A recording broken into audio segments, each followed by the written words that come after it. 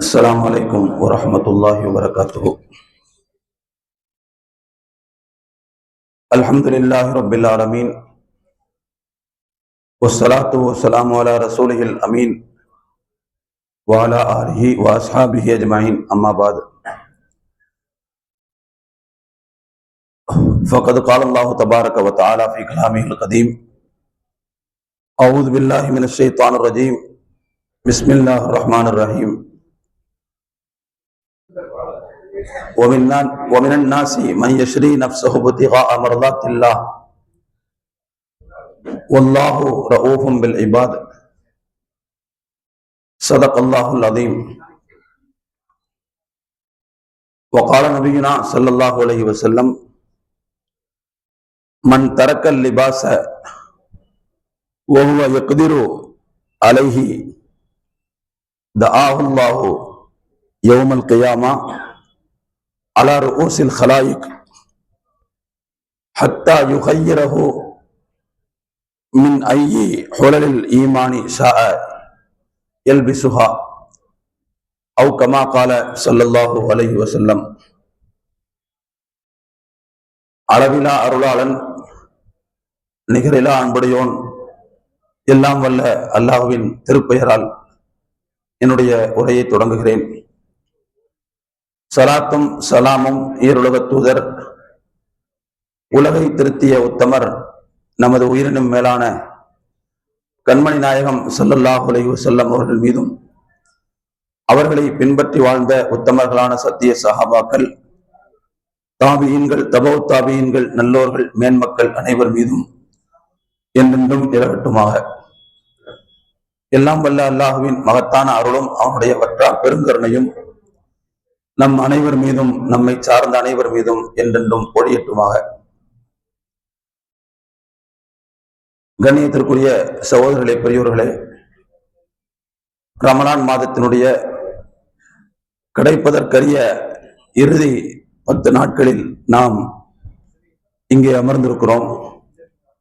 வல்ல ரஹ்மான் இந்த ரமலான் மாதத்தில் யாருக்கெல்லாம் அவனுடைய பாவ மன்னிப்பை நிச்சயப்படுத்தினானோ, யாருக்கெல்லாம் நரக விடுதலையை அல்லாஹ் நிச்சயமாக்கினானோ, அப்படிப்பட்டவர்களுடைய கூட்டத்தில் நம் அனைவரையும் சேர்த்து அருள் புரிவானாக என்று ஆரம்பத்திலே துவா செய்து கொள்கிறேன். விஷயத்துக்குள்ள போறதுக்கு முன்னாடி ஒரு செய்தியை சொல்லிடுறேன். நேற்று ஜும்மா வரைக்கும் தொண்டை நல்லதா இருந்துச்சு.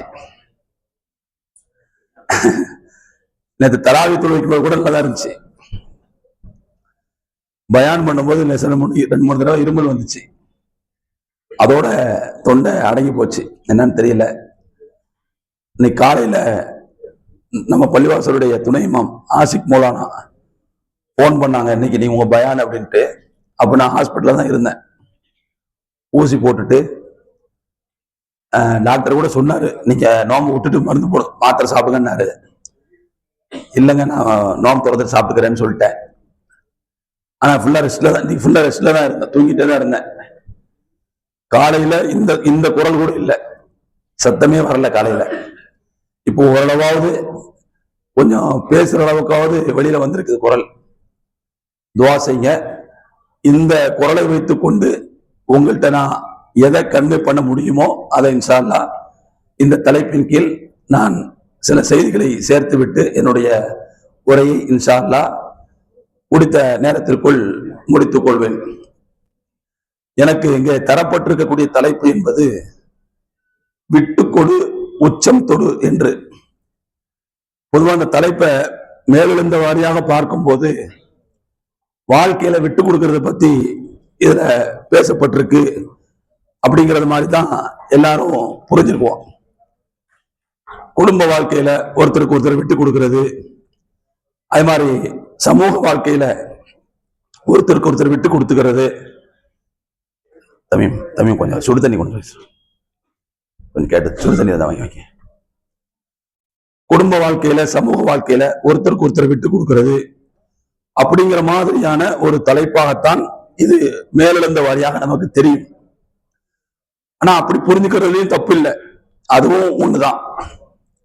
இன்னைக்கு இந்த குடும்ப நல கவுன்சிலர்கள் இருக்காங்க பாருங்க, குடும்ப பிரச்சனைகளை தீர்த்து வைக்கக்கூடிய ஆலோசகர்கள், அவங்களுடைய கருத்துப்படி என்ன சொல்றாங்க அப்படின்னா, விட்டு கொடுக்கின்ற தம்பதிகளுடைய திருமணம் தான் தொடர்ந்து வெற்றிகரமாக போகிறது.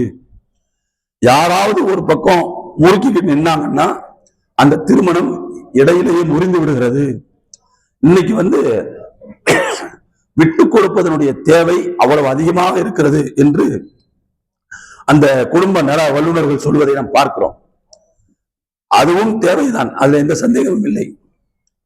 ஆனால் இங்கு நாம் எடுத்துக்கொண்ட தலைப்பினுடைய நோக்கம் என்ன என்றால், அல்லாஹ்வுக்காக சில விஷயங்களை நாம் கைவிட வேண்டும், இழக்க வேண்டும். அப்படி நாம் அல்லாஹ்வுக்காக சிலவற்றை இழக்க முன்வரும் போது நாம் எதை இழந்தோமோ அதை விட பன்மடங்கு பெரிய நன்மைகளை அல்லாஹ் நமக்கு திரும்ப சேர்த்து கொடுப்பான். அப்படிங்கிறது தான் இந்த தலைப்பினுடைய அடிப்படையான நோக்கம். இந்த உலகத்துல ஒன்றை இழக்காமல் மற்றொன்றை பெற முடியாது. அல்லாஹ் அப்படித்தான் வச்சிருக்கிறான். இந்த உலகத்தினுடைய நியதியே அதுதான். ஒன்றை இழந்தால் இன்னொன்றை பெறலாம். நேரத்தை கொடுத்தால் காசு சம்பாதிக்கலாம், கல்வியை ஈட்டிக் கொள்ளலாம். அதே மாதிரி சில பேர் குடும்பம் அதுகளை விட்டுட்டு போவாங்க, சம்பாதிக்க முடியும் உங்களால. ஒன்றை இழந்தால் தான் மற்றொன்றை பெற முடியும் என்பது இந்த உலக வாழ்க்கையினுடைய நியதி. அப்படிதான் அல்லாஹ் வச்சிருக்கிறான். ஆனா அதே நேரத்துல நாம் எந்த ஒன்றை இழக்கிறோமோ அந்த ஒன்றை அல்லாஹ்வுக்காக இழப்பதற்கு முன் வந்தால் அல்லாஹ் நமக்கு உலகத்தையும் தருகிறான், அதோடு சேர்த்து மறுமை பேர்களையும் சேர்த்து கொடுக்கிறான். அதுதான் நாம் இங்க கவனிக்க வேண்டிய விஷயம். நாம் கைவிடக்கூடிய விஷயங்கள் சாதாரணமானவையாக இருக்கலாம், ஆனால் அதற்காக இறைவன் தரக்கூடிய மாற்று இருக்குது பாருங்க, பிரதி. அந்த மாற்று உண்மையில் நாம் இழந்ததை விட பன்மடங்கு சிறப்பானதாக இருக்கும். அல்லாஹ் தஆலா அதை குர்ஆனில் பல இடங்களில் சுட்டி காட்டுகிறான். நான் பெரும்பாலும் ரமலான்ல பேசக்கூடிய உரைகள் பெரும்பாலுமே திருக்குர்ஆனுடைய கருத்துக்களில் இருந்து தான் நிறைய எடுத்து பேசுவேன். ஏன்னா இது குர்ஆனை பற்றி அதிகமாக சிந்திக்க வேண்டிய மாதம். எனவே நான் எடுத்துச் சொல்கிற எந்த ஒரு கருத்தாக இருந்தாலும் பெரும்பாலும் குர்ஆனுடைய மேற்கோள்களையே நான் பெரும்பாலும் காட்டுறது உண்டு. அதே மாதிரி தான் இன்றைய இந்த தலைப்புக்கும் நான் சில மேற்கோள்களை, சில எடுத்துக்காட்டுகளை குர்ஆனில் இருந்தே உங்களுக்கு சொல்ல விரும்புகிறேன். முதல்ல நான் ஆரம்பத்திலே வாசித்து காட்டிய திருவசனம், ஒமினன் நாசி மை யஷ்ரி நஃப்ஸஹு பித்திகா மர்தாத்தில்லாஹ் வல்லாஹு ரഊஃபும் பில் இபாத். அல்லாஹ் சொல்கிறான், ஒமினன் நாஸ், மனிதர்களில் இப்படியும் சில பேர் இருக்கிறார்கள். எப்படி? மை யஷ்ரி, மது இருக்கு,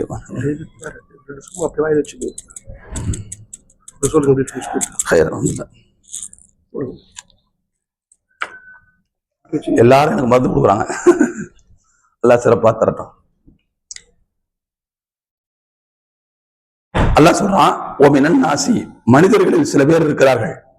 அவங்க யாருன்னு சொன்னா, யஸ்ரி நஃப்ஸஹு, தங்களையே அர்ப்பணிக்கிறார்கள், தங்களையே அர்ப்பணிக்கிறார்கள். எதற்காக? இப்திகா மர்தாத்தில்லாஹ், அல்லாஹ்வுடைய திருப்தியை எதிர்பார்த்து தங்களையே அர்ப்பணிக்கிறார்கள். வல்லாஹு ரഊஃபும் பில் இபாத், நிச்சயமாக அல்லாஹ் அடியார்கள் மீது பரிவுடையவனாக இருக்கிறான் என்று இந்த வசனம் முடிகிறது. இதெல்லாம் கவனிச்சு பாருங்களேன். சில பேரு தங்கள்கிட்ட இருக்கிற எல்லாத்தையும் கொடுப்பாங்க. அவங்களுக்கு என்ன நோக்கம் இருந்திருக்க முடியும் அப்படின்னு அல்லாஹ் சொல்றான், அல்லாஹ்வுடைய திருப்தியை பெறுவது மட்டும்தான் அவங்க நோக்கமாக இருக்குது, வேற எதுவுமே இல்லை அப்படிங்கிறான். இந்த ஆயத்து எப்பொழுது இறங்கியது, யாரை குறித்து இறங்கியது என்று குர்ஆனுடைய விரிவுரையில் பார்த்தால், சுஹைபு என்று ஒருவர் இருந்தார். சுஹைபு ரலியல்லாஹு அன்ஹு, அவங்க பேர் சுஹைபு, சாதுஹே சுஹைபு ரலியல்லாஹு அன்ஹு. அவங்க ரோமானிய நாட்டை சார்ந்தவர்கள், சுஹைபுர் ரூமி என்று சொல்வார்கள். ரோமானிய நாட்டை சார்ந்தவர்கள். மக்காவுக்கு அவர் வருகிறார், அடிமையத்தான் வர்றாரு. மக்காவுக்கு அடிமையா வந்த இடத்துல அவர்கிட்ட உள்ள திறமையை பயன்படுத்தி ஒரு வணிகராக மாறுகிறார். வணிகம்னாலும் சரியான வணிகம், அதாவது அவர் தொட்டதெல்லாம் துலங்கும். அவரு மண்ணில கை வச்சா கூட அது பொன்னை போல் லாபம் தரக்கூடிய அளவுக்கு அவருடைய வணிக உத்திகள் இருக்கும். அந்த மாதிரியான ஒரு வெற்றிகரமான வணிகர் அவர். மக்காவுல அப்படியே செய்யறாரு சொன்னா கொஞ்சம் கொஞ்சமாக வணிகம் செய்து மேல்நிலைக்கு வருகிறார். ஒரு கட்டம், அந்த கட்டத்துல நபி ஸல்லல்லாஹு அலைஹி வஸல்லம் அவர்கள் மக்காவை விட்டுவிட்டு மதீனாவுக்கு ஹிஜ்ரத் போறதுக்கு அனுமதி கொடுக்குறாங்க. சில சஹாபாக்கள் புறப்பட்டாங்க.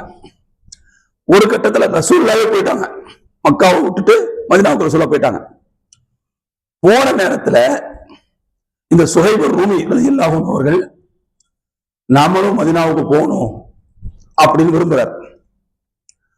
நல்ல கவனிக்கணும், இங்க அவருக்கு வெற்றிகரமான பிசினஸ் இருக்குது. அதை விட்டுட்டு போறதுங்கிறது சாதாரண விஷயம் இல்லை.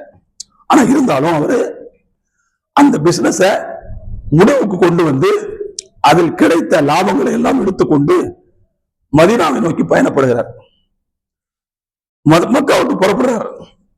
புறப்படும் போது மக்காவாசிகள் குறுக்கே நின்று கொள்கிறார்கள், குறுக்கடிக்கிறாங்க.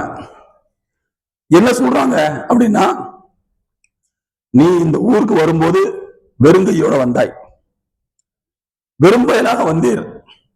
ஆனால் எங்கள்கிட்ட சம்பாதிச்சுட்டு எங்கள்கிட்ட லாபம் ஈட்டிட்டு எங்க பொருளை ஃபுல்லா எடுத்துட்டு நீ இப்ப மதீனாவுக்கு போறியா? மதீனாவுக்கு போனா நீ அங்க போய் என்ன செய்வ? எங்களுக்கு எதிராக திட்டம் திட்டுவாய். அப்ப எங்கள்கிட்ட சம்பாதிச்ச காசை எங்களுக்கு எதிராக பயன்படுத்துறதுக்கு நாங்க விட்டுருவோமா அப்படின்னு அவரை வழிபடுத்திக் கொண்டு நிற்கிறார்கள். இவர் சொல்றாரு, நீங்க இத்தனை பேர் நிக்கிறீங்க, என்னுடைய அம்பு கூட்டுல 40 அம்புகள் வச்சிருக்கேன் பாதுகாப்புக்கு. நான் எடுத்து உங்களுக்கு நேரம் பிடிச்சேன்னா எத்தனை பேருடைய தலை போகும்னு எனக்கு தெரியாது. அதுல எனக்கும் சேதாரம் வரலாம். ஆனா நான் எடுத்து பயன்படுத்த ஆரம்பிச்சேன்னா உங்களால தாக்கு பிடிக்க முடியாது. இப்போ நான் ஒரு நல்ல நோக்கத்துக்காக போறேன், என்னை விட்டுருங்க. வேணும்னா உங்களுக்கு என்ன வேணுமோ கேளுங்க, அதை தர்றேன் அப்படின்னாரு. என்ன வேணுமோ அதை கேளுங்க, தர்றேன். ஆனால் என்னை போர் விடாமல் தடுப்பது என்பது அராஜகம்.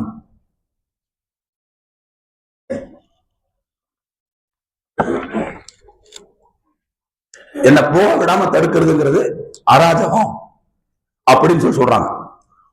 அப்பொழுது சுஹைப்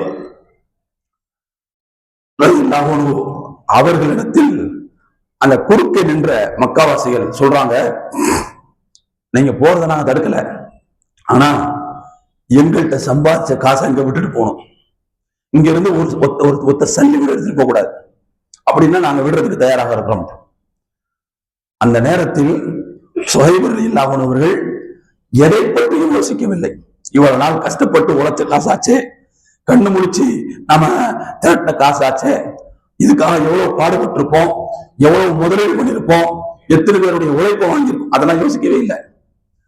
சரி, இதை கொடுத்துட்டா குறுக்களிக்க மாட்டீங்கல்ல, போயிடலாம்ல, தாராளமா போகலாம் அப்படின்னாங்க. கொஞ்சம் கூட யோசிக்காமல் மக்காவில் அத்தனை ஆண்டுகளாக அவர்கள் திரட்டிய அந்த செல்வத்தை அப்படியே விட்டுவிட்டு அதில் சுஹைப் ரலியல்லாஹு அன்ஹு அவர்கள் மதீனாவுக்கு போகிறார்கள்.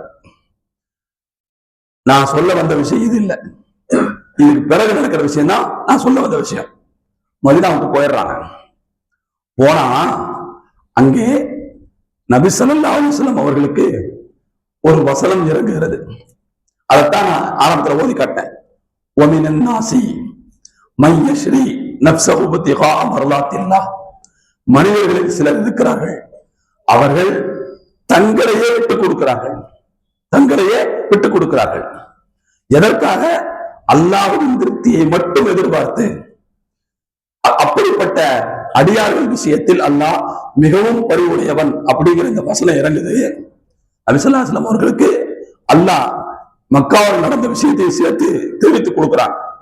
உடனே நபி ஸல்லல்லாஹு அலைஹி வஸல்லம் அவர்கள் சுஹைப் ரலியல்லாஹு அன்ஹு பார்த்து சொல்றாங்க, ரபிஹ சுஹைப், ரபிஹ சுஹைப், சுஹைப் செய்த வியாபாரம் வெற்றி அடைந்து விட்டது, அவருடைய வியாபாரம் லாபம் அடைந்து விட்டது, அது நஷ்டம் இல்லாத வியாபாரம் என்று சொன்னார்கள். வியாபாரம் எதை சொல்றாங்க? எதை ஹிஜ்ரத்திற்கு குறுக்காக மக்காவாசிகள் காட்டினார்களோ அதை விட்டு விட்டு வந்ததை லாபமடைந்த வணிகம் என்று நபி ஸல்லல்லாஹு அலைஹி வஸல்லம் அவர்கள் பாராட்டினார்கள். இந்த இடத்துல நாம கவனிக்க வேண்டிய செய்தி என்னன்னு சொன்னா, சுஹைப் ரலியல்லாஹு அன்ஹு அவர்கள் விட்டது என்பது உலக செல்வம், ஆனால் அதற்கு பிரதிபலனாக இறைவன் அவருக்கு கொடுத்தது எது என்று சொன்னால் வெற்றியடைந்த வியாபாரம். இந்த வெற்றியடைந்த வியாபாரத்துக்கான லாபம் எங்க கிடைக்கும்? கண்டிப்பா மறுமையில கிடைக்கும். அதைத்தான் ரசூலுல்லாஹ் வச்சு அல்லாஹ் சொல்ல வச்சா, ரபிஹ சுஹைபுன், சுஹைபுடைய அந்த வணிகம் லாபம் அடைந்த வணிகம், அதற்கான பிரதிபலன் கை மேல மறுமையில கிடைக்கும் அப்படின்னு அல்லாஹ் தஆலா ஆயத்தை இறக்குனா நபி ஸல்லல்லாஹு அலைஹி வஸல்லம் அவர்கள் மூலமாக அதற்கு சாட்சி சொல்ல வச்சான். இப்படித்தான் மனிதர்கள் சில பேர் அல்லாஹ்வுடைய திருப்தியை எதிர்பார்த்து விட்டு கொடுக்க முன் வருவார்கள். விட்டு கொடுக்கும் போது அவர்கள் எதை விடுகிறார்களோ அதை விட பல மடங்கு சிறந்த லாபத்தை அல்லாஹ் தஆலா அவர்களுக்கு கொடுக்கிறான் என்று நபி ஸல்லல்லாஹு அலைஹி வஸல்லம் சொல்கிறார்கள். இன்னொரு ஹதீஸ்ல வருது, ரசூலுல்லாஹ் சொல்றாங்க, சில பேர் அவங்களுடைய தகுதிக்கு ட்ரெஸ் போடுறது தப்பு இல்லை, அவங்களுடைய தகுதிக்கு போடலாம், எந்த தப்பு கிடையாது. ஆனா சில பேர் படாடமான ஆடையை போடுவார்கள், பார்த்திருக்கீங்களா? ஆடம்பரமான ஆடை. அந்த ஆடம்பரமான ஆடையை போடுவதையே தங்களுடைய அடையாளமாக வைத்திருப்பார்கள். இதை போட்டா தான் 4 பேர் நம்மளை மதிப்பாங்க, அப்படின்லாம் மதிக்க மாட்டாங்க. 4 பேருடைய கவனத்தை நம்ம பக்கம் என்ன செய்யணும்? இழுக்கணும், கவர்ந்து இழுக்கணும் அப்படிங்கிறதுக்காகவே ஆடம்பர ஆடையை போடுவார்கள் சில பேர். ஆரம்பத்தில் ஒரு விஷயத்தை சொல்றேன், நம்மளுடைய தகுதிக்கு ட்ரெஸ் போடுறதுல எந்த தப்பும் கிடையாது. ஆனால் அடுத்தவர்களுடைய கவனத்தை திசை திருப்புவதற்காக, இழப்பதற்காக ஆடம்பர ஆடையை போடுதல் என்பது அது மார்க்கத்துல தவறான விஷயமாகத்தான் சொல்லப்படுகிறது. ரசூலுல்லாஹ் சொல்றாங்க, ஒரு அடியார் ஆடம்பர ஆடையை அல்லாஹ்வுக்காக தவிர்த்துக் கொள்வாரே ஆனால் அவர் போறதுக்கு அவரால் முடியும், சக்தி இருக்குது, அவருக்கு செல்வம் இருக்குது, 4 பேருடைய கவனத்தை திசை திருப்பக்கூடிய அளவுக்கு நல்ல ட்ரெஸ் போட முடியும், அவரால் ஆடம்பர ஆடையை போட முடியும். ஆனாலும் அல்லாஹ்வுக்காக அதை அவர் தவிர்த்துக் கொள்வாரேயானால், கைவிடுவாரேயானால், நாளை மறுமையில் அல்லாஹ் தஆலா எல்லா மக்களும் குழுவி இருக்கக்கூடிய அந்த மறுமை சபையில வச்சு அவரை அல்லாஹ் அழைப்பான். அழைத்து அவருக்கு அல்லாஹ் சொல்லுவான், இந்த மறுமை நாளில் ஈமானுடைய ஆடைகளில் எது மிகச் சிறந்ததாக உமக்கு பிடிக்கிறதோ அதை நீங்கள் எடுத்து அணிந்து கொள்ளுங்கள் என்று சொல்லுவான். நாளை மறுமையில எல்லா மக்களும் குழுவி இருக்கக்கூடிய அந்த நேரத்தில் ஈமானுடைய ட்ரெஸ் அவருக்கு எல்லாம் கொடுப்பான். ஈமானுடைய ட்ரெஸ் அப்படின்னா என்ன அர்த்தம்னா, அதாவது அது அவர் போட்டிருக்கும் போதே பார்த்தா அவர் ஒரு சீதையை மாதிரி தெரியும். அந்த மாதிரியான ஆடைகளில் உமக்கு எது பிடித்தமானதாக இருக்கிறதோ அதை எடுத்து நீங்கள் அணிந்து கொள்ளலாம் என்று எல்லா மக்களுக்கும் முன்னால வச்சு அவர்கிட்ட அல்லாஹ் சொல்லுவான் என்று நபிகள் நாயகம் ஸல்லல்லாஹு அலைஹி வஸல்லம் அவர்கள் ஒரு ஹதீஸ்ல சொன்னாங்க. இந்த ஹதீஸ் திருமதியில பதிவாகி இருக்குது. நல்லா கவனிக்கணும், ஆடை நம்முடைய வசதிக்கு ஏற்ப போடுவதில் தவறே கிடையாது. ஆனா நோக்கம் என்னவா இருக்கணும்னு சொன்னா, அல்லாஹ் தந்த நியமத்தை நாம அனுபவிக்கிறோம், அப்படிதான் இருக்கணும். ஆனா அதை விட்டுட்டு அடுத்தவங்களுடைய கவனத்தை திசை திருப்புறது, எல்லாத்தையும் இன்னையே பார்க்க வைக்கிறது அப்படிங்கும் போது நோக்கம் அந்த இடத்துல நல்லா இருக்காது, நோக்கம் சிறந்து போயிருது. அதனால தான் நபி ஸல்லல்லாஹு அலைஹி வஸல்லம் சொல்றாங்க, அந்த நோக்கத்துக்காக ஒருவர் செய்வாரேயானால் அது தவறு.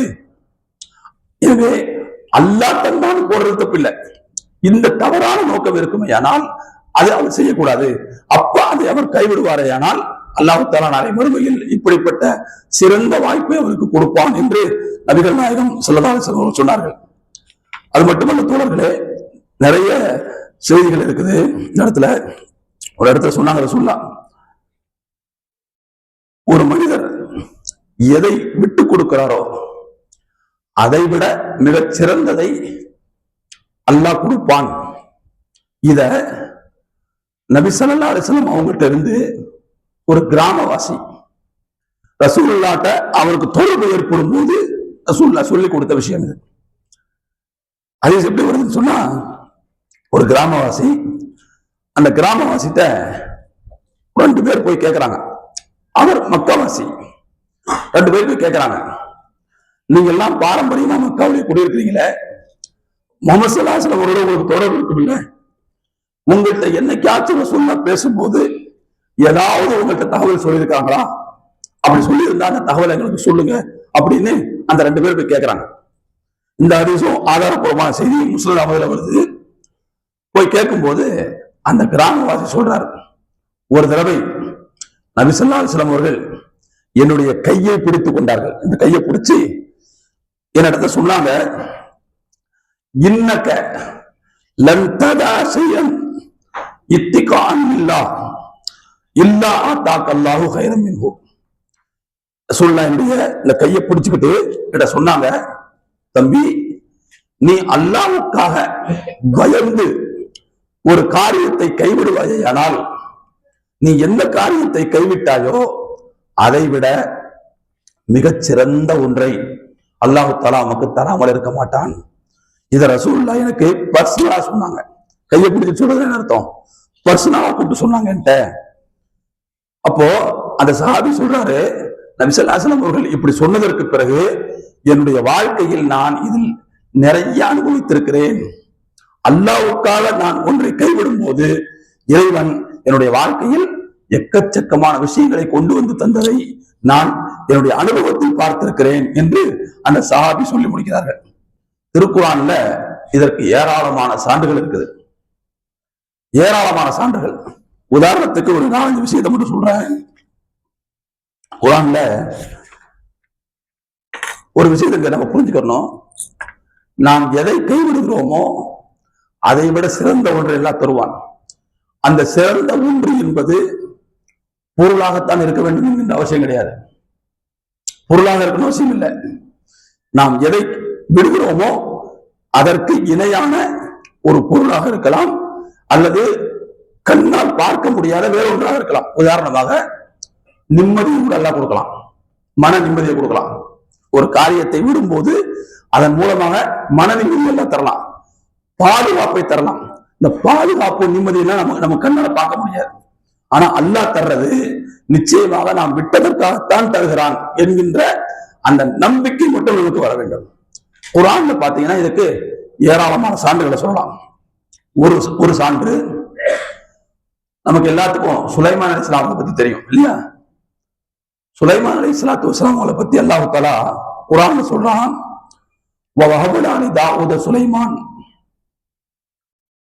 தாவூத் அலைஹிஸ்ஸலாம் அவர்களுக்கு நாம் சுலைமானை பரிசாக கொடுத்தோம். அதாவது தாவூத் அலைஹிஸ்ஸலாமுடைய பிள்ளை தானே சுலைமான் அலைஹிஸ்ஸலாம், பரிசாக கொடுத்தோம். நிஅமல் அப்து இன்னஹு அவ்வாப் அல்லாஹ் சொல்றான். அந்த சுலைமான் அலைஹிஸ்ஸலாம் அவர்கள் நல்ல அடியார். இன்னஹு அவ்வாப், அவர் அதிகமாக அல்லாஹ்வின் பக்கம் மீளக்கூடியவர் சொல்லிட்டு அல்லாஹ் சொல்றான், இது உரித அலைஹி பில் அஷியி அஸ்ஸாஃபினாத்துல் ஜியாத்.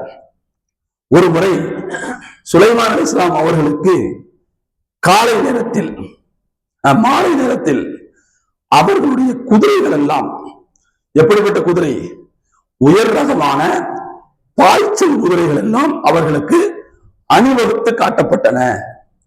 இந்த இடத்துல நம்ம ஒரு விஷயத்தை புரிஞ்சுக்கணும். சுலைமான் அலைஹிஸ்ஸலாம் அவர்களை பொறுத்த வரைக்கும் அவங்க நபியாக இருந்த அதே காலகட்டத்தில் ஆட்சியாளராகவும் இருந்தார்கள். அவங்க அரசும் சேர்ந்து ஆண்டாங்க இல்லையா? அப்ப அப்படிங்கும் போது இந்த ராணுவ அந்த அமைப்புகள் எல்லாம் அவங்கள்ட்ட இருந்துச்சு. ஒரு முறை சுலைமான் அலைஹிஸ்ஸலாம் அவர்கள் தங்களுடைய ராணுவ மிடுக்கு, இந்த ராணுவத்தினுடைய ஆயத்த நிலை, இதை பார்வையிட்டுக் கொண்டே வருகிறார்கள். அப்படி பார்வையிட்டுக் கொண்டே வரும்போது குதிரை படைகளை பார்க்கிறார்கள். குதிரைப்படை பாக்குறாங்க, எல்லாம் முன்னங்கால எடுத்து ரெடியா வச்சுக்கிட்டு பாஞ்சு போறதுக்கு தயாராக இருக்குது. அந்த காட்சி எல்லாம் அப்படியே உருவப்படுத்தலாம். இது ஊரில் அலைஹிபில் அஷியி அஸ்ஸாஃபினாத்துல் ஜியா, மாலை நேரத்தில் பாய்ச்சலுக்கு தயாராக இருக்கக்கூடிய அந்த உயர்தரமான குதிரைகள் எல்லாம் அவருக்கு காட்சிப்படுத்தப்படுகின்றன. அதை பார்த்துட்டு அப்படியே மெய் செலுத்தி இருக்கிறார்கள். அதாவது அவங்க அந்த குதிரைகளை பார்த்ததுங்கிறது உலக செல்வங்கள் அடிப்படையில் அல்ல, ஜிஹாதுக்கு அது பயன்படுது அப்படிங்கிற அடிப்படையில் தான் பார்த்துக்கிட்டு நிற்கிறாங்க. ஆனால் அதனுடைய மிடுக்கு, அதனுடைய தோரணை, அதனுடைய ஆயத்த நிலை, அதனுடைய திறன், இதெல்லாம் பார்த்துட்டு அப்படியே மெய் மறந்து மனதை பறிகொடுத்து விடுகிறார்கள். கொஞ்ச நேரம் போயிடுச்சு. அது ஒரு மாலை நேரம், அசர் தொழுகிற நேரம். அது சூரியன் மறைந்து விடுகிறது. அசரை அவர்கள் தொழவில்லை, மாலை நேர தொழுகையை தொழவில்லை. அல்லாஹ் சொல்றான், இது உரித அலைஹிபில் அஷியி சாஃபினாத்துல் ஜியாத் ஃபகால இன்னி அஹ்பப்து ஹுப்பல் கைர், நான் இந்த செல்வங்களை விரும்பி விட்டேன், இதில் என்னுடைய மனதை பறிகொடுத்து விட்டேன். எதுவரை பறிகொடுத்து விட்டேன்?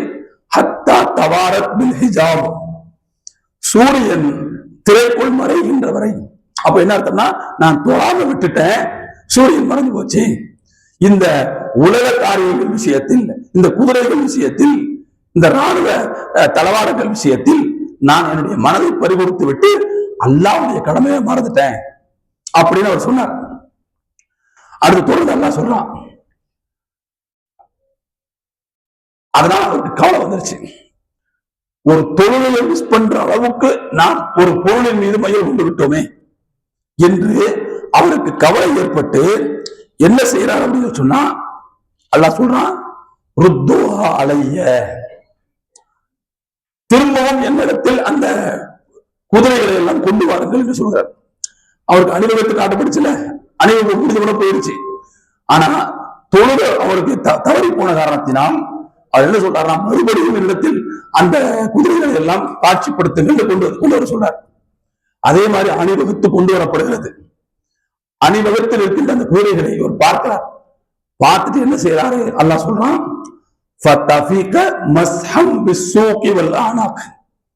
அவர் தன் கையில் வைத்திருந்த வாளை கொண்டு அந்த குதிரைகளின் கழுத்துகளிலும் கணைக்கால்களிலும் வெட்ட ஆரம்பித்தார். அல்லாஹ் சொல்ற உண்மை அது. நான் எதை பார்த்து தொழுகையை மறந்தோனோ அந்த செல்வம் எனக்கு பெரிதல்ல, என்னுடைய இறைவனின் நினைப்பை அது மறக்கடிக்க வைத்து விட்டது. எனவே அந்த செல்வத்தில் எனக்கு நன்மை இருக்கும் என்று நான் நினைக்கல, அதனால எனக்கு தேவையில்லை சொல்லிட்டு அந்த வாளால் கழுத்துகளிலும் கணைக்கால்களிலும் விட்ட ஆரம்பிக்கிறார். அல்லாஹ் சொல்றான், சரி அந்த ஒட்டகத்தை ஃபுல்லா, அந்த குதிரையை ஃபுல்லா வெட்டி சாச்சிட்டார். இப்ப என்ன, அல்லாஹ்வுக்காக அதை கைவிட்டு விட்டார். அல்லாஹ் என்ன சொன்னா தெரியுமா, சுலைமான் அலைஹிஸ்ஸலாம் அவர்களுக்கு, சரி அந்த குதிரையை வச்சு என்ன செய்வாங்க, குதிரையை வச்சு என்ன செய்வாங்க, பயணம் போவாங்க இல்லையா, பயணம் போவாங்க, ஒரு இடத்தை விட்டு இன்னொரு இடத்துக்கு போவாங்க. அல்லாஹ் தஆலா சுலைமான் அலைஹிஸ்ஸலாம் அவர்களுக்கு பயணம் போறதுக்கு காற்றை வசப்படுத்தி கொடுத்தாங்க. வசஹர்னா லஹு ரீஹ, நாம் அவருக்கு காற்றை வசப்படுத்தி கொடுத்தோம். அந்த காற்றில் அவர் என்ன செய்வார்னு சொன்னா, நினைத்த இடத்திற்கு நினைத்த நேரத்தில் போய்விட்டு வருவார். ருஹான் ஹைஸு அஸாப், வரலாற்று ஆசிரியர்கள் பதிவு செய்தார்கள், தினந்தோறும் அவர் எவ்வளவு தூரம் போவார்னு சொன்னா, உதுவுஹா ஷஹ்ருன் வ ரவாஹுஹா ஷஹ்ருன், காலையில 1 மாத பயண தொலைவு, மாலையில் 1 மாத பயண தொலைவு. அவர் நினைக்கிற இடத்துக்கு இலகுவாக போய்விட்டு வரக்கூடிய அளவுக்கு காற்றை எல்லாம் வசப்படுத்தி கொடுத்தாங்க. குர்ஆன் சொல்லுது, அவர் திடீர்னு ஒரு ஊருக்கு போகணும்னா ஒண்ணுமில்லை, காற்றுக்கு அவர் கட்டளையிடுவார், அப்படியே அவர் சுமந்துட்டு போய் கொண்டு விட்டுரும், திரும்ப அங்கிருந்து இன்னும் கொண்டு வந்துடும். அந்த போக்குவரத்து தூரம் எவ்வளவு அப்படின்னா, ஒரு மனிதன் சாதாரணமாக 2 மாசம் பயணம் பண்ணா எவ்வளவு தொலைவோ அதை 1 நாளில் கடந்து விட்டு வருவார். நான் சொல்றது குர்ஆன்ல வரக்கூடிய வார்த்தைகள். உதுவுஹா ஷஹ்ருன் வ ரவாஹுஹா ஷஹ்ருன், அல்லாஹ் கொடுத்த மிகப்பெரிய மாற்று அது. அது மட்டுமல்ல, அல்லாஹ் தஆலா அவருக்கு ஜின்களை வசப்படுத்தி கொடுத்தான். ஜின்கள், அந்த ஜின்கள் என்ன செய்யும்?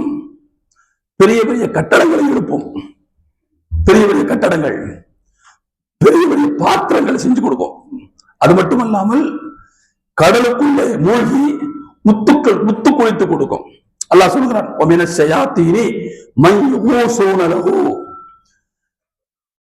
ஜின்கள், சில ஜின்கள் சுலைமான் அலைஹிஸ்ஸலாம் அவர்களுக்காக கடலுக்குள்ளே மூழ்கி முத்தெடுத்து கொண்டு வந்து கொடுக்கும். அது மாதிரி சுலைமான் அலைஹிஸ்ஸலாம் அவர்கள் கட்டளையிடக்கூடிய அளவுக்கு பெரிய பெரிய வழிபாட்டு தலங்களை உருவாக்கி கொடுக்கும். இன்னைக்கு பைத்துல் மக்திஸ் இருக்குல்ல, பைத்துல் மக்திஸ் யார் கட்டினா? சுலைமான் அலைஹிஸ்ஸலாம் யாரை வச்சு கட்டினாங்க? ஜின்களை வச்சுதான் கட்டினாங்க. ஜின்களை வச்சுதான் கட்டினாங்க. சொல்ல போனா அந்த பைத்துல் மக்திஸை கட்டிக்கிட்டு இருக்கும் போது வேலை வாங்கிட்டு இருக்கிறாங்க. சுலைமான் அலைஹிஸ்ஸலாம் மௌத்து வந்துருச்சு. ஆனா அந்த மௌத்தை அந்த ஜின்கள் உணர்ந்து கொள்ளக்கூடிய அளவில் அல்லாஹ் வைக்கவில்லை. அந்த தடியை ஊன்றியவாறே சுலைமான் அலைஹிஸ்ஸலாம் அப்படியே நிற்கிறாங்க. ஆனா மௌத்து வந்துருச்சு. அந்த ஜின்கள் என்ன நினைக்குதுன்னு சொன்னா, இவர் நம்ம பார்த்துக்கிட்டே இருக்காரு, கண்காணிச்சுக்கிட்டே இருக்காரு நினைச்சு கட்டிக்கிட்டு இருக்கு வேலைகளை. ஒரு கட்டத்துல அவருடைய கைத்தடியின் ஓரப்பகுதியை கரையான்கள் அரித்து கீழே அவர் சாயிறாரு. அப்பதான் அந்த ஜின்களுக்கு தெரியுது இவர் இறந்து போயிட்டாருன்னு. அப்பதான் அந்த ஜின்கள்லாம் கை செய்யப்பட்டுச்சான். என்னன்ட்டு, இவர் எப்பவுமே இறந்து போயிட்டாரு, நமக்கு முன்னாடி தெரிஞ்சிருந்தா ஓப்பி அடிச்சிருக்கலாமே, முன்னாடி தெரிஞ்சிருந்தா வேலை செய்யாம இருந்திருக்கலாமே அப்படின்னு அந்த ஜின்கள் நினைத்ததாக அல்லாஹ் தஆலா திருக்குர்ஆனிலே சுட்டி காட்டுகிறாங்க. நான் எதுக்கு சொல்ல வரேன்னு சொன்னா, அல்லாஹ் சுலைமான் அலைஹிஸ்ஸலாம் அவர்களுக்காக எக்கச்சக்கமான நியமத்துகளை கொடுத்தான். அந்த நியமத்துகள் எல்லாம் எந்த பின்னணியில் கிடைத்தன என்றால் ஒரே ஒரு பின்னணி தான். அல்லாஹ்வினுடைய கவனத்தை திசை திருப்பக்கூடிய உலக பொருட்கள் எனக்கு வேண்டாம் என்று அவர் விட்டார். அல்லாஹ் அவரை உச்சம் தொட வைத்தார். உலகத்தில் யாருக்கும் கொடுக்காத ஒரு பெரிய அற்புதத்தை கொடுத்தார் அவருக்கு. காத்துல யாரும் போனதெல்லாம் கிடையாது, அவர் தான் போனதாக வரலாறு சொல்லுது.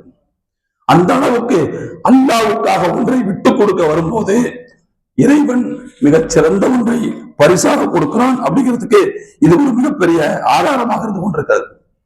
அது மட்டுமல்ல, இப்ராஹிம் அலைஹிஸ்ஸலாம் எடுத்துக்கங்க. இப்ராஹிம் அலைஹிஸ்ஸலாம், இதுவும் குர்ஆன் சொல்லக்கூடிய உண்மை. அவருடைய தந்தை இடத்தில் மார்க்கத்தை பற்றி பேசுகிறார். ஒரே இறைவனை நாம் வணங்கணும், இணை வைக்க கூடாது. இல்ல, நீங்க யாரை இணை வைக்கிறீங்களோ அவங்களுக்கு என்ன சக்தி இருக்குது?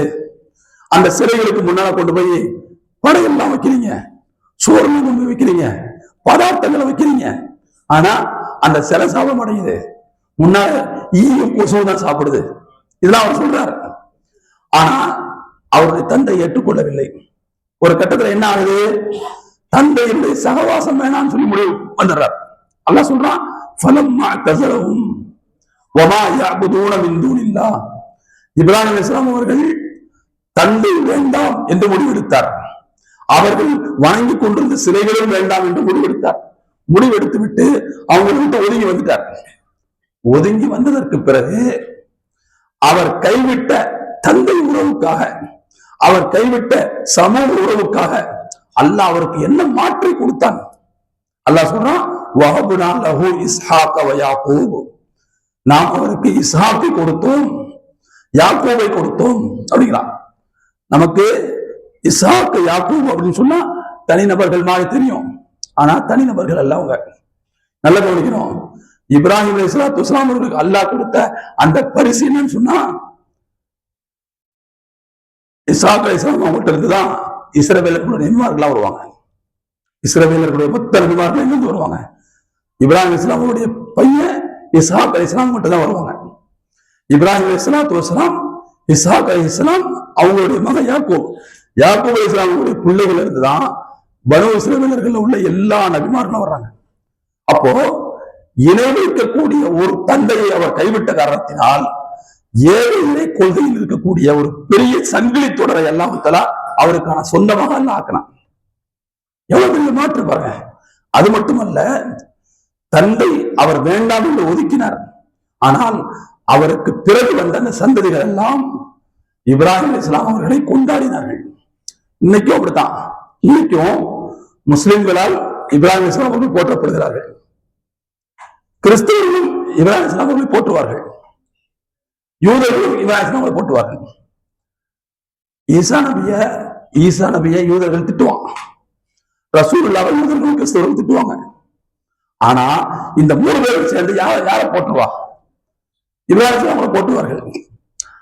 அல்லாஹ் ஏன் இப்படிப்பட்ட ஒரு வாய்ப்பாக கொடுத்தான் அப்படின்னா அதுக்கு ஒரே ஒரு காரணம் தான். அவர் இணை வைப்பில் இருந்த தன்னுடைய தந்தை, அவர் வாழ்ந்த அந்த சமூகம் எனக்கு வேண்டாம் என்று ஒதுக்கினார். தன்னந்தனியாக இருந்து கொண்டு, அதான் எங்க தன்னந்தனியாக இருந்து கொண்டு அது எதுவுமே வேண்டாம் என்ற ஒரு முடிவெடுத்தார். அல்லாஹ் அதுக்கு பின்னாடி வந்த சந்ததிகளை ஃபுல்லா அவங்க மேல அன்பு காட்டக்கூடிய, அவங்க மேல பாசம் காட்டக்கூடிய சமூகமாக அல்லாஹ் உருவாக்கிறார். அப்போ நமக்கு ஒன்று வேண்டாம் என்று முடிவெடுத்தால், அல்லாஹ்வுக்காக ஒன்று வேண்டாம் என்று முடிவெடுத்தால் இறைவன் தரக்கூடிய மாற்று பரிசும் மிக உயர்ந்தது என்பதற்கு குர்ஆன்ல எக்கச்சக்கமான வரலாறு இருந்து கொண்டிருக்கிறது. அது மாதிரி இன்னொரு விஷயத்தை சொல்றேன். இப்போ இந்த இடத்துல அல்லாஹ் ஒரு பாவத்தை செய்யக்கூடாதுன்னு சொல்றான், பாவம் செய்யாதீங்கிறான். அந்த பாவத்தை கூட அல்லாஹ் சொன்னாங்கிறதுக்காக வேண்டி நாம் செய்யாமல் தவிர்த்தால் அதற்கும் அல்லாஹ் மிகப்பெரிய மாற்றை நமக்கு தருகிறான்.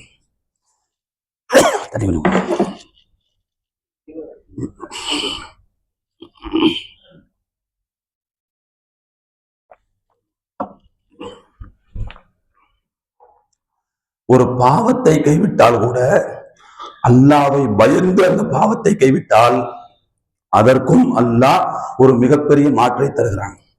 அல்லாஹ்வுடைய கருணையை தவிர வேறு எதுவும் கிடையாது. அவன் ஒன்று செய்யக்கூடாதுன்னு சொல்றான், செய்யக்கூடாதுன்னு சொன்ன ஒன்றை கைவிடுவதில் என்ன நன்மை தரணும், என்ன நன்மை தர வேண்டியது இருக்குது? ஆனா அதுக்கும் அல்லாஹ் நன்மை தர்றான்னா, அதுக்கும் அல்லாஹ் மாற்று தர்றான்னா அவனுடைய கருணையை தவிர வேறு எதுவும் கிடையாது. நபி ஸல்லல்லாஹு அலைஹி வஸல்லம் ஒரு ஹதீஸ்ல சொன்னாங்க, இதா அராத அப்தி ஐயமல சய்யத்தன், அல்லாஹ் இப்படி சொன்னதாக சொன்னாங்க, அடியார்களில் ஒருவர் ஒரு தவறை செய்ய வேண்டும் என்று நினைத்தால், ஏதாவது ஒரு தப்பு பண்ணணும் அப்படின்னு நினைச்சிட்டாங்கன்னா உடனே மலக்குமார்களுக்கு அல்லாஹ் சொல்றானா, நீங்கள் அவர் செய்ய நினைத்த அந்த தவறை பதிவு செய்யாதீர்கள் என்று சொல்றான். பதிவு செஞ்சிடாதீங்க. எதுவரை பதிவு செய்யக்கூடாது? அந்த பாவத்தை அவர் செய்யும்படி பதிவு செய்யாதீர்கள். அப்படி ஒரு கால் அவர் செய்ய நினைத்த பாவத்தை செய்துவிட்டால் அப்பொழுது ஒரே ஒரு பாவத்தை மட்டும் பதிவு செய்யுங்கள். அதே நேரத்தில் எந்த பாவத்தை செய்ய நினைத்தாரோ அந்த பாவத்தை அதற்கு பிறகு என்னை பயந்து அவர் செய்யாமல் விட்டால் அதற்காக அவருக்கு ஒரு நன்மை எழுதுங்கள். அதே புரியுதா? இது அல்லாஹ்வுடைய கருணை. இது சாதாரண மனுஷன் பாவ சிந்தனை உள்ளவனாக இருப்பான். ஆனால் பாவத்தை செய்ய வேண்டும் என்று நினைத்ததற்கு பிறகு சந்தர்ப்பம் கூடி வரல, அல்லாஹ்வுடைய அச்சம் வந்துருச்சு அப்படின்னா அந்த நேரத்துல ஒரு மனிதன் இந்த பாவத்தை கைவிடும் போது அல்லாஹ்வுக்காக விட்டால் அல்லாஹ் அதற்கு ஒரு நன்மையை எழுதுகிறான். அப்படிங்கிறது அல்லாஹ்வுடைய ஃபضலை தவிர, அல்லாஹ்வுடைய தயவை தவிர, அல்லாஹ்வுடைய பெருந்தன்மையை தவிர எதுவும் கிடையாது. ஏன்னா உலகத்துல பாவத்தை செய்யாம இருக்கிறதுக்கெல்லாம் யாரும் நன்மை தர மாட்டாங்க. முதலாளி ஒரு வேலையை செய்யக்கூடாதுங்கிறாரு, செய்யக்கூடாதுன்னு சொன்ன ஒரு வேலையை நம்ம செய்யாம இருக்கிறதுனால சம்பளம் வராது. செய்ய சொன்ன வேலையை செஞ்சா தான் நமக்கு சம்பளம் கொடுப்பாரு. செய்ய வேண்டாம்னு சொன்ன ஒரு வேலையை நம்ம செய்யாம இருந்ததுனால நமக்கு யாரும் கூலி தர மாட்டாங்க. ஆனா அதுல அல்லாஹ் வித்தியாசமானவன். ஒரு பாவத்தை செய்ய வேண்டும் என்று நினைத்து விட்டு அல்லாஹ்வின் பயத்தால் அதை செய்யாமல் இருந்தால் அதற்கும் நன்மையை தரக்கூடிய பெருந்தன்மையாளன் அல்லாஹ் மட்டும்தான். அந்த வகையில அல்லாஹ் ஹராமான விஷயங்களை நமக்கு தடுத்திருக்கிறான். நிறைய ஹராமான விஷயங்களை தடுத்திருக்கிறான். அந்த ஹராமை நாம் அல்லாஹ்வை பயந்து கைவிடும் போது நிச்சயமாக இறைவன் அதற்கு நன்மையும் தருவான். நாம் எதை கைவிட்டோமோ அதற்கு பிரதிபலனாக வேறு சில நன்மைகளையும் தருவான். இதற்கும் ஏராளமான சான்றுகளை நம்மால் சொல்ல முடியும். ஒரே ஒரு செய்தியை சொல்லி நான் நிறைவுக்கு வருகிறேன். பொதுவாக நீங்க பார்க்கலாம், அல்லாஹ் ஒரு விஷயத்த நமக்கு ஹராமாக்கணும்னு நினைச்சா ஹராமாக்கி இருக்கிறான் அப்படின்னா எதை ஹராமாக்கி இருக்கிறானோ அதற்கு இணையான ஒன்றை ஹலாலில் வைத்திருப்பான். ஹலால்ல ஒண்ணு இல்லாம ஒண்ணு ஹராமாக ஆக்க மாட்டாங்க. இதை நம்ம தெளிவா புரிஞ்சுக்கணும். நீங்க எந்த ஹராம சொன்னாலும் சரி, அந்த ஹராமினுடைய இனத்தில் ஏதோ ஒன்று ஹலால் இருக்கும், இல்லாம இருக்காது. உதாரணத்துக்கு நீங்க பார்க்கலாம்,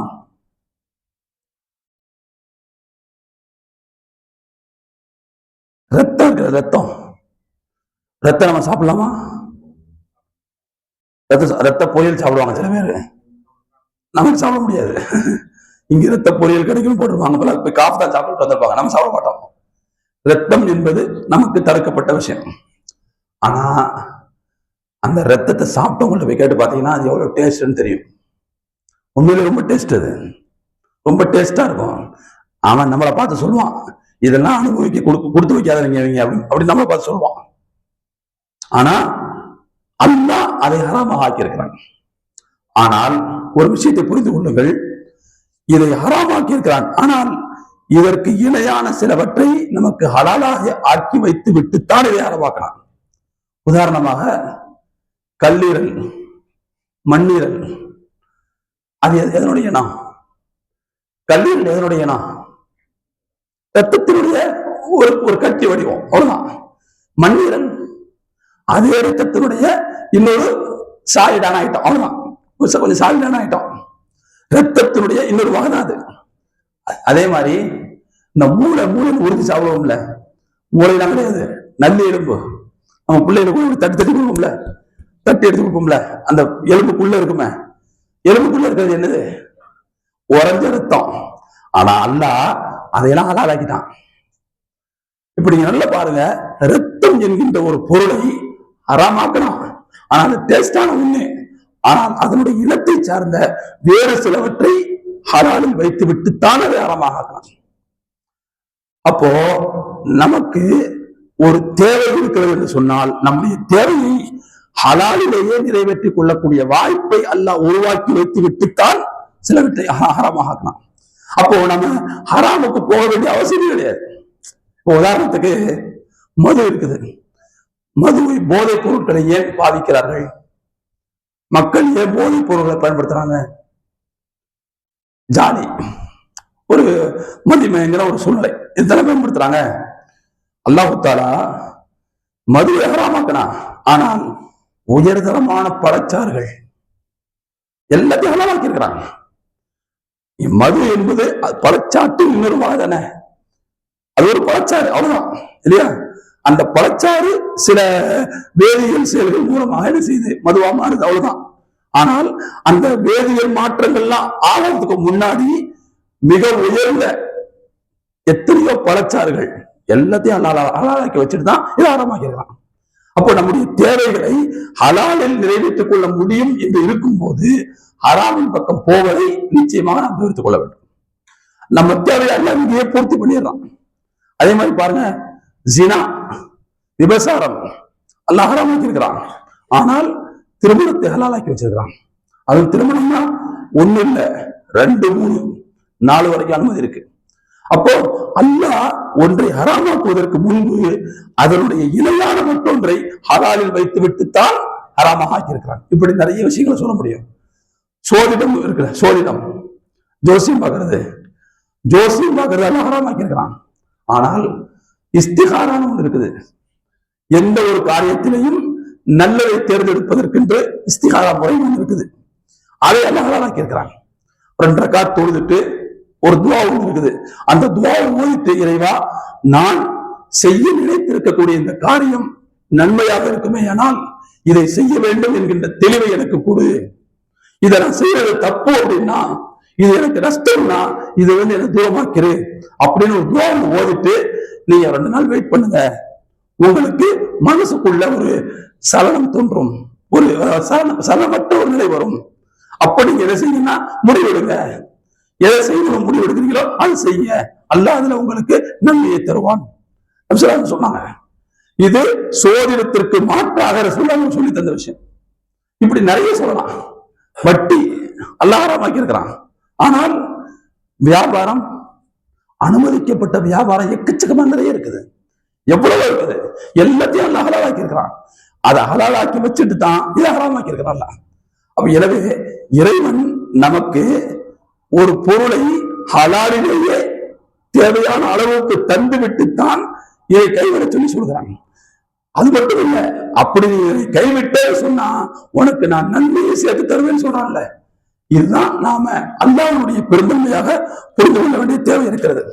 அத அருமையான தோழர்களே, நாம் அல்லாஹ்வுக்காக வேண்டி ஒன்றை விட்டு கொடுக்க முன்வரும் போது நிச்சயமாக அல்லாஹு தாலா அதற்கு சரியான மாற்றை தருவான் என்பதில் எந்த விதமான சந்தேகம் இல்லை. ஒரே ஒரு செய்தியை சொல்லி நான் நிறைவுக்கு வர்றேன். யூசுப் அலைஹிஸ்ஸலாம், இதுவும் குர்ஆன் சொல்லக்கூடிய வரலாறு. யூசுப் அலைஹிஸ்ஸலாம் அவர்களுக்கு அவங்களுடைய எஜமானி அம்மா தான் பிரச்சனையாவே அமைஞ்சாங்க. எந்த வீட்டுல யூசுப் அலைஹிஸ்ஸலாம் அவர்கள் அடிமையாக இருந்தாங்களோ அந்த வீட்டுடைய எஜமானி அம்மா தான் பிரச்சனையாவே அமைஞ்சாங்க. ஆனால் அந்த எஜமானி அம்மாவனுடைய அழைப்புக்கு இவர் இசைவு தெரிவிக்கவில்லை. தங்களுடைய கற்பை காப்பாற்றிக் கொண்டார்கள். அந்த அம்மா எவ்வளவோ திட்டம் போட்டுச்சு, ஆனால் இவர்கள் அசைந்து கொடுக்கவில்லை. ஒரு கட்டத்துல யூசுப் அதாவது வேலைக்காரர் மீது இந்த வீட்டு எஜமானி அம்மா இவ்வளவு பித்து பிடிச்சு போய் இருக்குதுங்கிறது ஊருக்கெல்லாம் செய்தி எழுதிருச்சு. ஊருக்கெல்லாம் செய்தி எழுதிருச்சு. எல்லாரும் அசிங்கமா பேசுறாங்க, ஊரே அசிங்கமா பேசுது. யார? வீட்டு எஜமானி அம்மாவை. அப்ப அந்த எஜமானி அம்மா என்ன செய்யுதுன்னா, நான் ஏன் யூசுப் மேல இவ்வளவு பித்து பிடிச்ச இருக்கேன்னு தெரியுமா அப்படிங்கிறதுக்கு ஒரு விருது ஒன்று ஏற்பாடு பண்ணுச்சு, ஒரு ட்ரீட் ஒன்று ஏற்பாடு பண்ணுச்சு. அல்லாஹ் குர்ஆன்ல சொல்றான், எல்லாத்துக்கும் சாய்வு நாற்காலிகளை ஏற்பாடு செய்து எல்லா தோழிகளையும் அதில் அமர வைத்து விட்டு எல்லாத்துக்கும் பழம் கொடுத்தாங்க. சாதாரணமா பழம் எப்படி கொடுப்பாங்க? சாப்பிடுறதுக்கு பழம் எப்படி கொடுப்பாங்க? நறுக்கி எடுத்து சாப்பிடுறது கொடுப்பாங்க. ஆனால் அந்த எஜமானி அம்மா என்ன செஞ்சுட்டு சொன்னா, முழு பழத்தை கொடுத்துருச்சு. ஒவ்வொரு தோழி கையிலையும் ஒரு பழமும் அதை வெட்டி சாப்பிடுறதுக்கு கத்தியும் கொடுத்துருச்சு. எல்லார் கையிலையும் பழமும் இருக்குது, கத்தியும் இருக்குது. இந்த எஜமானி அம்மா என்ன செய்யுதுன்னா, அவங்க வெட்டி சாப்பிட போற நேரத்துல யூஸ் பண்ணி சொல்லி இப்படி கிராஸ் பண்ணி போங்கன்னு சொல்லுது. வேற வழி இல்ல, கழுதைக்கு வாக்கப்பட்டாச்சு, 8 வருஷம் வாங்க என்ன செய்யணும். அதனால யூசுப் அலைஹிஸ்ஸலாம் அவர்கள் வேற வழி இல்லாம அந்த இடத்தை கிராஸ் பண்ணி போனாங்க. யூசுப் அலைஹிஸ்ஸலாம் அவர்கள் கொஞ்ச நேரம் தான் அப்படி மின்னல் மாதிரி கிராஸ் பண்ணி போறாங்க. அந்த சன நேரத்தில் யூசுப் அலைஹிஸ்ஸலாம் அவர்களை பார்த்து அவர்களுடைய பேரழகில் அங்கு வந்திருந்த எல்லா பெண்மணிகளும் தங்களுடைய இதயத்தை பறி கொடுத்து விடுகிறார்கள். பழத்தை வெட்டுறதுக்கு பதிலா எல்லாரும் கையை வெட்டிக்கிச்சு. இது நான் மிகைப்படுத்தி சொல்லல, குர்ஆன் சொல்ற உண்மை அது. அல்லாஹ் குர்ஆன்ல சொல்றான், வாதத் குல்ல வாஹிதத்தின் மின் முன்ன சிக்கியன், ஒவ்வொரு பெண் கையிலையும் ஒவ்வொரு தோழி கையிலையும் ஒரு கத்தியை கொடுத்தாங்க. அந்த பெண்கள் எல்லாம் யூசுப் அலைஹிஸ்ஸலாம் அவருடைய அளவை பார்த்து விட்டு பழத்தை அறுப்பதற்கு பதிலாக கையை அறுத்து கொண்டார்கள். அப்படின்னா யூசுப் அலைஹிஸ்ஸலாம் அவர்கள் எவ்வளவு அழகா இருந்திருக்கணும். ஒரு விஷயத்தை புரிஞ்சுக்குங்க. ஆனா அந்த எஜமானி அம்மாவுடைய அழைப்புக்கு அவர்கள் இணங்கவில்லை. அந்த தோழிகள் சேர்ந்து சொல்றாங்க. அதுக்கு பிறகு ஆமா பரவாயில்ல, இவ்வளவு பெரிய ஒரு அழகன் சொன்னா எந்த பொண்ணும் மனசு பரிவர்த்தனை செய்வான் அப்படின்னு அவங்க வந்துட்டாங்க வழிக்கு. ஆனால் அப்படி இருந்தும் கூட யூசுப் அலைஹிஸ்ஸலாம் அவர்கள் இறங்கி கொடுக்கவில்லை. ஒரு கட்டத்தில் அந்த எஜமானி அம்மா தன்னுடைய கணவரின் மூலமாக யூசுப் அலைஹிஸ்ஸலாம் அவர்களுக்கு மிரட்டல் விடுக்கிறார்கள். என்ன மிரட்டல் விடுக்கிறான்? உன்னை நான் ஜெயில போட்டுருவேன், ஜெயில போட்டுருவேன்னு சொல்றாங்க. அப்ப யூசுப் அலைஹிஸ்ஸலாம் என்ன சொன்னாங்க? ரப்பி அஸ்ஸிஜ்னு அஹப்பு இலைய மிம்மா யதுஊனனி இலைஹி, இறைவா இவர்கள் என்னை எந்த தவறுக்கு அழைக்கிறார்களோ அதை விட நான் ஜெயில கிடக்கிறது ரொம்ப நல்லது, ஜெயில கிடக்கிறது நல்லது. நான் ஒழுக்க கேடனாய் உப்படைகளில் வாழ்வதை விட ஒழுக்க சீரனாய் சிறை கூட்டணியில் வாழ்வது ரொம்ப நல்லது. முடிவு போடுறாங்க. அல்லாஹ்வுக்காக வேண்டி அந்த தவறை விடுகிறார்கள், விடுறதுக்கு முன் வந்தாங்க. அதனால அல்லாஹ் தஆலா யூசுப் அலைஹிஸ்ஸலாமுடைய வாழ்க்கையில் எப்படிப்பட்ட ஏற்றத்தை வைத்தான் கொஞ்சம் வச்சு பாருங்க. இன்னைக்கு நம்ம பிள்ளைகள்லாம் சின்ன சின்ன விஷயத்திற்கு சபலப்பட்டு பெரிய உச்சத்தை கைவிட்டு விடுகிறார்கள், உச்சத்தை துளைத்து விடுகிறார்கள். ஆனா சன நேரம், வினாடி நேர சபலத்திற்காக வேண்டி ஒரு மனுஷன் தன்னுடைய உயரத்தை அளக்க முடியுமா? ஆனால் யூசுப் அலைஹிஸ்ஸலாம் அவர்கள் அந்த சில வினாடி நேர அந்த சபலத்துக்காக வேண்டி தங்களுடைய எதிர்காலத்தை கெடுத்துக் கொள்ள விரும்பவில்லை. அதனால அல்லாஹ் அவர்கள் என்ன செஞ்சான்னு சொன்னா, எந்த நாட்டில் அவர்கள் அடிமையாக போனார்களோ அதே நாட்டில் உயர்ந்த பதவிக்கு அல்லாஹ்வுத்தாலா கொண்டு போய் அவர்களை வைத்து அழகு பார்த்தாங்க. இல்லையா? இது நமக்கு நேரடியாக குர்ஆன் சொல்லக்கூடிய வரலாற்று சாட்சி, வரலாற்று சான்று. இப்படி குர்ஆனை திறந்தா எக்கச்சக்கமான வரலாறு. அல்லாஹ்வுக்காக நாம் ஒன்றை கைவிடும் போது இறைவன் மாற்றாக மிகச் சிறந்த ஒன்றை தருவது அப்படிங்கிறதுக்கு நிறைய ஏராளமான சான்றுகள் இருக்கின்றன. அல்லாஹ்வுக்காக நம்முடைய செல்வத்தை கொடுக்கிறது மட்டுமல்ல, நம்முடைய உழைப்பு கொடுக்கிறது மட்டுமல்ல, அவன் செய்யக்கூடாதுன்னு சொன்ன ஒண்ணை விட்டா கூடத்தான் அதுக்கு அல்ல மிகப்பெரிய பலனை கொடுக்குறான். அப்ப எனவே நாம இந்த இடத்துல ஒரு முடிவு எடுப்போம். என்ன முடிவு எடுக்கணும்னு சொன்னா, இனிமேல் எக்காரணத்தை கொண்டும் ஹராம் என்பதை என்னுடைய வாழ்க்கையில் நான் நினைத்து பார்க்க மாட்டேன். அப்படி ஒரு கால் அந்த சிந்தனை வறுமையானால் அல்லாஹ்வை பயந்து நான் அதை கைவிடுவேன். அப்படி கைவிடும் போது இறைவன் அதற்காக நமக்கு ஒரு நன்மையும் எழுதுவான். நாம் கைவிட்டதற்காக மிகச் சிறந்த எதிர்காலத்தையும் சேர்த்து கொடுப்பான். அதை நாம் இந்த இடத்துல முடிவு செய்யணும். புரிஞ்சுக்கலாம்? எல்லாம் உள்ள இறைவன் அப்படிப்பட்ட உயர்ந்த பெருந்தன்மையாளனவன். அவன் செய்யக்கூடாதுன்னு சொன்ன ஒரு விஷயத்தை கைவிட்டதற்காக கூட உயர்ந்த வாழ்க்கையை அவன் தருவதற்கு தயாராக இருக்கிறான். குர்ஆன்ல எக்கச்சக்கமான வரலாறுகள் இதற்கு ஆதாரமாக இருக்குது. கவுஃப் வாசிகளுடைய வரலாறு இருக்குல்ல, கவுஃப் வாசிகளுடைய வரலாறு. கவுஃப் வாசிகளுடைய வரலாறு என்ன சொல்லுது? இணை வைப்புக்கு அழைத்த சமூகத்தை கைவிட்டார்கள். அல்லாஹ் தஆலா அந்த சமூகமே அவங்களை கொல்றதுக்கு வந்துச்சு. ஆனா கஹஃப் வாசிகளுக்கு அல்லாஹ் பாதுகாப்பு கொடுத்தான். எப்படிப்பட்ட பாதுகாப்பு? எப்படிப்பட்ட பாதுகாப்பு? சாதாரண பாதுகாப்பு. அது ஒண்ணுமே இல்லை, ஒரு தூக்கத்தை மட்டும் கொடுத்தான். அதுவும் ஒரு யாருடைய கண் படாத ஒரு இடத்துல தூக்கத்தை கொடுத்தான், அவ்வளவுதான். 310 வருஷம் தூங்கினாங்க, 310 வருஷம். அப்போ அந்த சமூகமே சேர்ந்து கொள்வதற்கு துணிந்து வருகிறார்கள். ஆனால் இவர்கள் அல்லாஹ்வுக்காக அந்த சமூகத்தை வெறுத்து ஒதுக்கிவிட்டு வேறு இடத்துக்கு வந்துடுறாங்க. அல்லாஹ் தஆலா அவர்களுடைய உயிரை காப்பாற்றுகிறான். 300 வருஷம் தூங்க வச்சு எல்லாம் அவங்களுக்கு பாதுகாத்துறான். அப்ப எனவே இறைவனுக்காக வேண்டி அப்படிங்கிற தூய நோக்கத்தோட நாம் ஒரு விஷயத்தை கைவிட்டால் அந்த ஒரு விஷயம் ஹராமாக இருந்தால் கூட அதற்கும் கூட அல்லாஹ் நமக்கு ஏராளமான பரிசை இம்மை மறுமை வாழ்க்கையில் நிச்சயமாக நிறைய தருவான். அதுல எந்த விதமான சந்தேகம் இல்லை. எனவே அருமையான தோழர்களே, நாம் எதை இந்த சபையில் கேட்டோமோ அதை நம்முடைய வாழ்க்கையில் ஒன்றிரண்டு விஷயமாவது பின்பற்ற வேண்டும் என்கின்ற எண்ணத்தோடு நாம் இங்கிருந்து கலைந்து செல்வோம். அதுதான் இவ்வளவு நேரம் நாம் அங்க கொடுத்த அந்த டயத்துக்கு ஒரு பலனுள்ளதாக இருக்கும். எனவே ஒரு விஷயத்தை மட்டும் முடிவு பண்ணிக்கிறோம். இனிமேல் ஹராம் என்கின்ற அந்த விஷயத்தை சிந்திக்கக்கூடிய சூழ்நிலை வரும்போது அல்லாஹ்வுக்காக அதிலிருந்து விலகி விடுவது என்று நாம் நமக்குள்ளே உறுதி எடுத்துக் கொள்வோம். எல்லாம் உள்ள இறைவன் அதற்கு இன்மை மறுமை இரு உலகத்திலும் சிறப்பான நன்மையை நமக்கு தருவானாக என்று துஆ செய்து, இவ்வளவு நேரம் நீங்கள் அமைதியோடு இங்கே இந்த உரையை செவிமடுத்ததற்காக வேண்டி உங்களுக்கு நான் என்னுடைய மனமார்ந்த நன்றிகளை தெரிவித்துக் கொள்கிறேன். எல்லாம் உள்ள இறைவன் இரு உலகத்திலும் நமக்கு மிகச் சிறந்த நற்பலன்களை தந்தல் புரிவானாக. நம்முடைய குடும்பங்களில் அல்லாஹ் தஆலா நிம்மதியை தந்தல் புரிவானாக. அல்லாஹ் முஸ்லிம் சமூகத்திற்கு மிகப்பெரிய பாதுகாப்பையும் தந்தல் புரிவானாக. உலகத்தில் உள்ள சூழ்நிலைகள்லாம் நம்ம பார்க்கிறோம். இன்னைக்கு இஸ்லாம் வெல்லுகிறது என்பதற்கான அடையாளங்களை அங்கங்க பார்த்துக்கிட்டே இருக்கிறோம். அப்படிப்பட்ட இஸ்லாத்துல அல்லாஹ் நம்மளை வச்சிருக்காங்கிறது இறைவன் நமக்கு செஞ்ச மிகப்பெரிய நன்றி. அதற்கு நாம் அதிகமாக அவனுக்கு நன்றி செலுத்த வேண்டும். எல்லாம் வல்ல இறைவன் அருள் பாலிக்க வேண்டும். வாஹிரு தாவானா அனில் அல்ஹம்துலில்லாஹி ரப்பில் ஆலமீன். அஸ்ஸலாமு அலைக்கும் வரஹ்மத்துல்லாஹி வபரகாத்துஹு.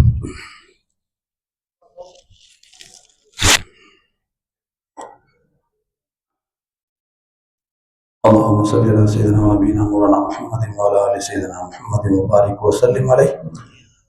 ربنا ظلمنا انفسنا وان لم تغفر لنا وترحمنا لنكونن من الخاسرين. ربنا تقبل منا انك انت السميع العليم وتب علينا انك انت التواب الرحيم. اللهم اجعل جمعنا هذا جمعا مرحوما واجعل تفرقنا من بعده تفرقا مباركا معصوما.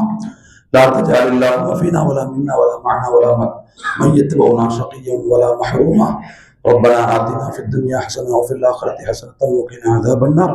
وصل يا ربي على النبي مولانا محمد وآله وصحبه أجمعين والحمد لله رب العالمين.